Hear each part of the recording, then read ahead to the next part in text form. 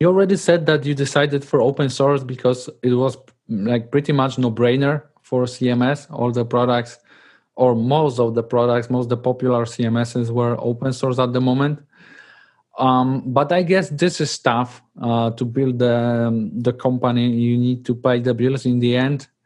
How can you do this with the open source? What are the business models for open source products? Yeah, it's a longer journey with open source because you first have to build the community, but it's definitely worth it. So there are three main business models with open source. The first one is support. So since you have the technical expertise on your product, you can help companies using your product, and they're ready to pay for it. So that's the first option, but first it doesn't really scale because you have to sell time, basically. And also, the more you add, the more you improve your documentation, the less your support is going to be useful.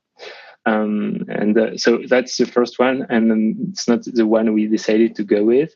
The second one is open core. So you basically create an open source project with a scope of features, and then you also release an enterprise edition, which is basically an extension of the community edition, and it typically includes features for enterprises, for teams, for security, these kind of things. And the third business model is SaaS, so software as a service. So since you already developed your product in the open with the open source project, you just have to create a SaaS, which is actually offering your product as a service.